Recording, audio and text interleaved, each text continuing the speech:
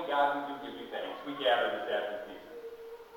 We light candles, we look to Bethlehem, but most of all we talk about what you are about. Come to us anew and lead us into deeper obedience. For in your name we pray. Amen. Dear friends in Christ, grace and peace to you from God our Father and from our Lord and Savior Jesus the Christ. Amen. I saw a t-shirt a few years ago that I'm not sure I agree with, but it sure got me thinking. The t-shirt read, God is coming, and boy is he mad. God is coming, and boy is he mad. And I said, I'm still not quite sure what to think about all that, but it sure got my attention. Well, there was a prophet in the Old Testament by the name of Malachi. And if I read Malachi correctly, I think Malachi might just wear a t-shirt like the one I described. I'd like to take a look at Malachi. Our first lesson for today is from the book of Malachi. It's a short little book in the Old Testament, and I'll bet for most of us it's a book we haven't read for a while. But it's a fascinating book. It's a book that gets quoted every Christmas season. And so this morning, let's take a look at Malachi. Let me begin with a little bit of background. Malachi is the very last book in the Old Testament. It's easy to find. You just go to the end of the Old Testament, and there it is. It's a short book. It's only 4 chapters. It's only about 2 pages long. You can read through it very quickly. Malachi was a prophet, or we might say he was a pastor or a spokesperson for God. He lived about 2,500 years ago, about 450 years before the time of Jesus. And basically his message is harsh. He told lukewarm people that they need to take their faith seriously. Malachi is a fascinating mixture of judgment with some hope mixed in. Malachi lived in a day and age when the people of Israel didn't take God very seriously. The people of Israel in the Old Testament are kind of like a ping pong ball when it comes to their life of faith. You've all seen ping pong balls where they go back and forth, back and forth. The people of Israel were kind of like that in their faith. They would go through periods where they were faithful and they would seek God. No, they weren't perfect, but they would try to live for God. And then they'd bounce back and basically they'd forget about God. They would drop God to 3rd or 4th or 8th place in their list of priorities. They'd forget about God. And inevitably they would get themselves in trouble. They would mess up their lives. They would mess up their country. They would stand under judgment. And then after the damage was done, they would eventually figure it out and return to God. Malachi lived in one of those times when people basically forgot about God. Oh, they didn't really deny the faith. In fact, far from it, they said that they were proud to be the people of God. But God just wasn't a priority. They just didn't take them all that seriously. And so they gave God lip service and not much else. And Malachi confronts them on that. He demands that they return to a life of faith. He warns them that faithlessness will only lead to ruin. He calls them to a living relationship with the living God. And one of the things that I love about Malachi is that he is quite specific. He directly names what the people are doing wrong. He doesn't just beat around the bush and kind of give a general sense that things aren't right. He very particularly lists out the sins of the people. Let me share with you some of what bothered Malachi many years ago. First, Malachi is angry because too many people don't take their marriages and families seriously. He's mad because people are ignoring those closest to them. In chapter 2, Malachi laments how easy it's become to ignore your spouse.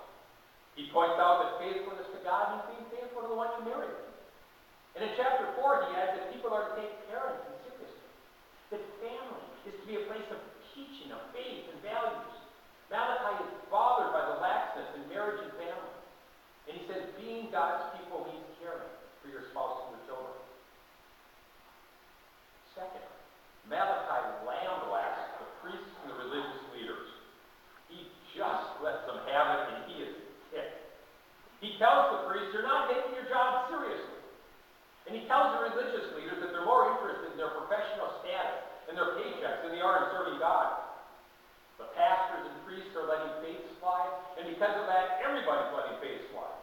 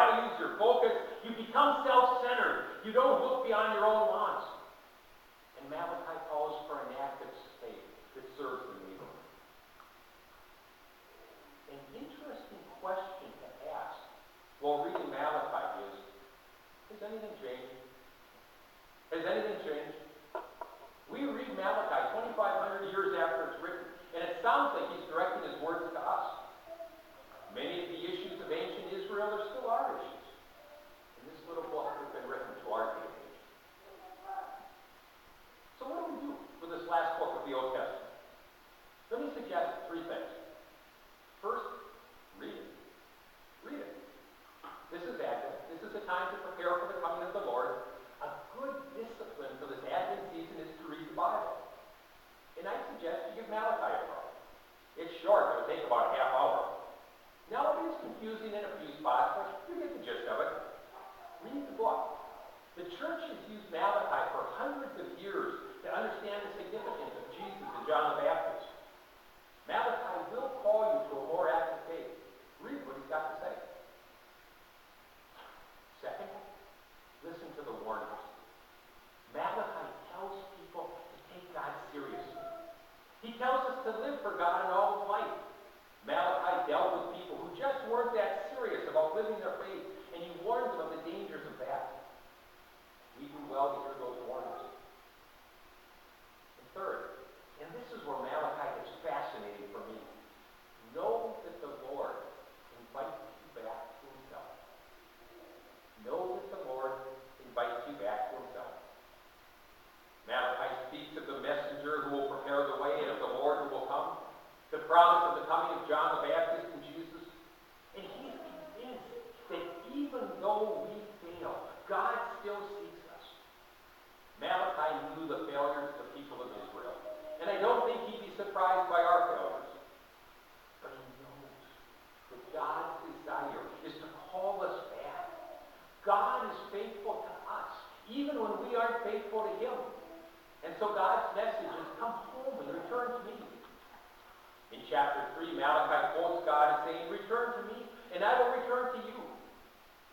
Malachi calls people into a new and living faith. And that's why we quote Malachi every Advent. This is a time to look to the God who comes to redeem us and give us life. Malachi says, read